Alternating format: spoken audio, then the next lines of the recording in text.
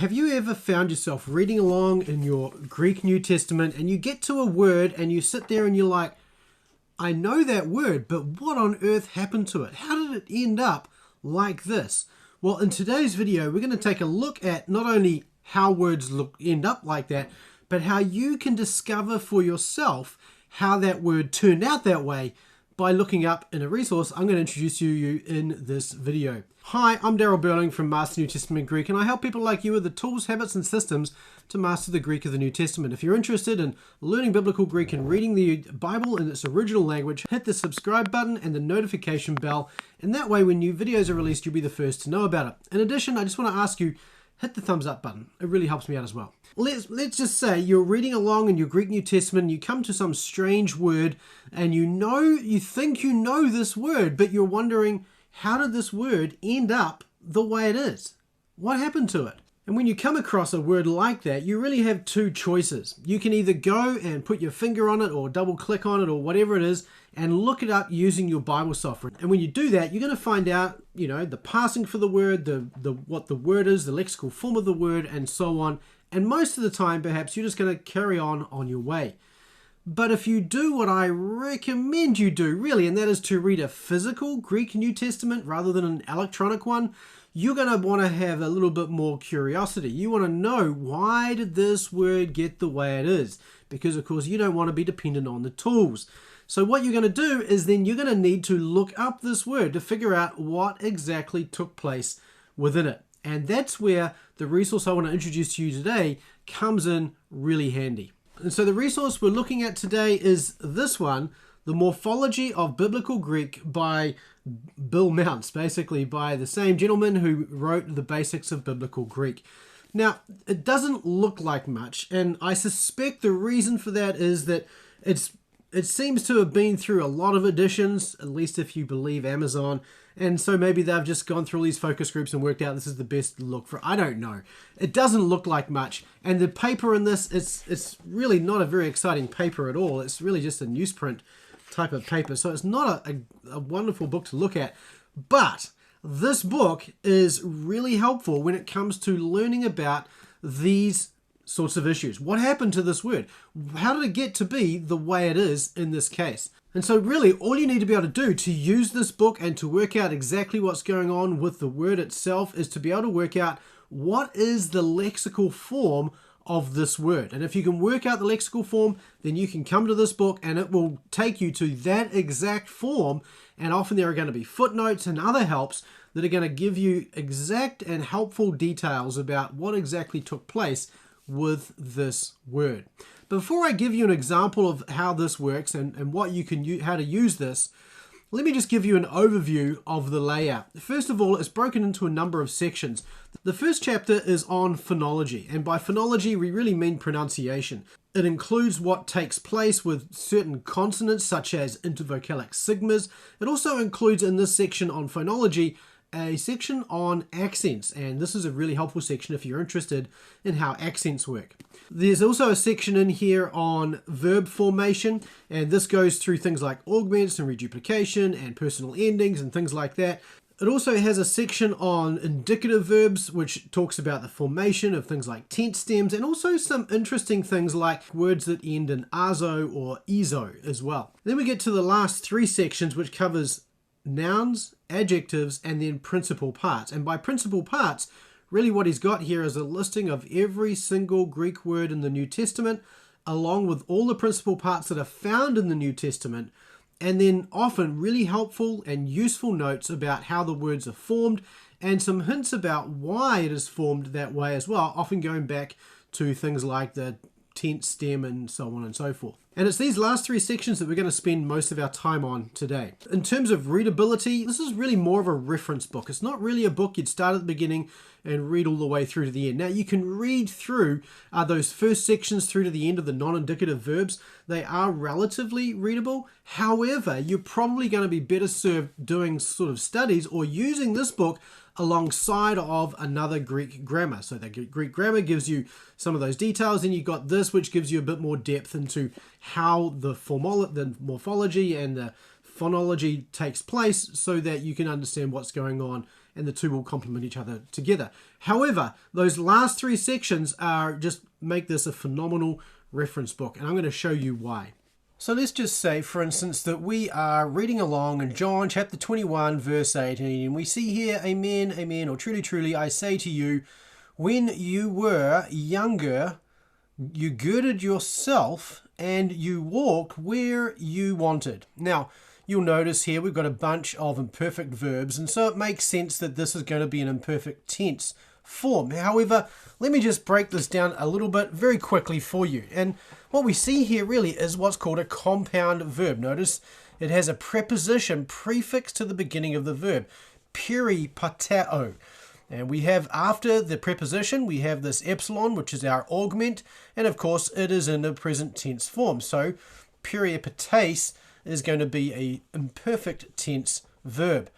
Now, if we wanted to look at this and try to understand what was going on here, it wouldn't be too difficult. We can come over to the Morphology of Biblical Greek here and on the other left-hand pane, go down to P down here, which is what we have, and we can go down until we find this verb. And here it is right here. Now, the first thing you'll notice as we look at this is that we don't have page numbers here. Each of these is one of these funny-looking sections. Now, this actually does make sense. Let me go through these. You'll notice here you're going to have one of four different prefix letters, an A, an N, a V, or a CV. We have a CV here and we have a V here. The A is an adjective, the N is a noun, the CV is a compound verb, and the V is just simply a verb. And so this is actually keyed to the book itself. And so, as I mentioned earlier, there's these sections, nouns, adjectives, and verbs. Now, a compound verb, what that's telling you is that actually this word here, peripateo, because it's a compound verb, you should actually go looking for the verb that it's related to, pateo. And so we can go back up and we find that word right here as well. And you can see here it doesn't have the C anymore, it's just a V. And so this is part of the section V1D2A. Now, V is the verb, 1D is the first set of verbs, and then there's a subsection 2A. So let me click on this, and that will take us to this verb. And notice here that you see at the beginning of each one of these sections, it tells you why this is a section, because in this section we're dealing with verbs that have a root that ends in epsilon and which lengthens the epsilon before a tense formative. So we can scroll down through this and we'll find pateo here as well. Here it is right here, and you can see again that same thing's going on in the future. That pateo, that epsilon, lengthens into an eta, same in the aorist as well. And so that's why this is part of this section. Now, if we click on the number 10 here, we'll see there's a bunch of compound verbs related to this, not just peripateo, but also katapateo and imperipateo. And so you can start to see how you're looking up the actual root, the verb itself, rather than the compound form of the verb. Although, helpfully, the index still includes both the compound verb and the verb itself. So you can look up either, and when you go to look it up, you're not going to be looking for a section called CV, 1D or whatever it is. You're just looking for, you can take the C off and look for the V, and look for the piece of it that is related to the root form. Let me just pause for a moment. Are you enjoying this? Could you hit the thumbs up button for me? That would be really helpful. Thanks. Let's get back to it. Let me go to something a little more challenging. And you can, so let's go to 2 Corinthians chapter 10, verse 1. And you can see here that I've underlined two words. Look at these words. Aren't they weird? Apone and parone. What do you think these are? Well, again, these are compound verbs. You have one here with apo on the front and one here with para on the front. And then the rest of the word has been broken down into just omega noon. Well, what's happened? How did this come about?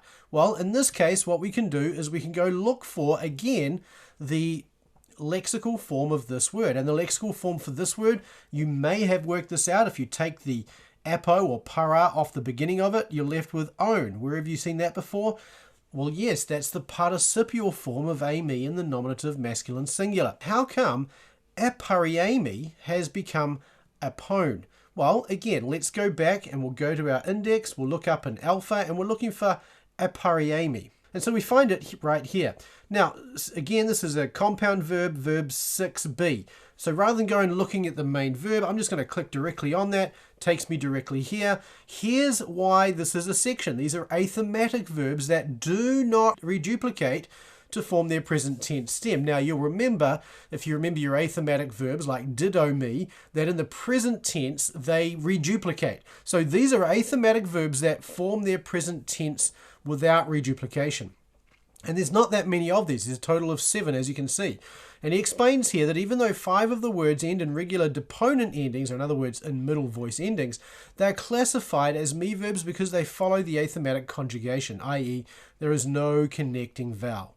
Now, if we look here at these, we've got 2 here. One of them with the circumflex, one of them without. The one with the circumflex is actually a future. This is I will go. This is a future of erkamai. So this one here is the one we're interested in, and if we hover over that or click on the footnote there, it's probably better to hover over it, it's better size, it's I am, right? Its paradigm is given in section 96, and so you can go back to the beginning and look at the whole paradigm if you're not sure of it. And then he lists a bunch of these compound forms of this verb that we find in the New Testament, including apiemi and pariemi. And notice there what he says. Its root is epsilon sigma. Now, knowing that is a huge clue to why we see what's taken place over here in 2 Corinthians 10 verse 1.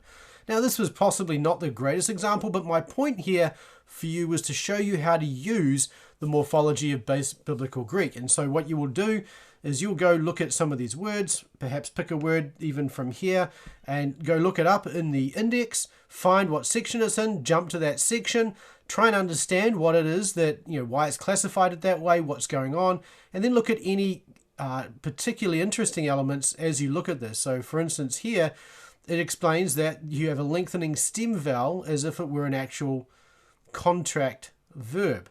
And that's in the future. And here with ame in the aorist, it explains here that amen is an imperfect. And so he goes and refers you there to a discussion in Smith's grammar, which is worth reading as well. One more thing I just want to show you, and that is this class 8 verb.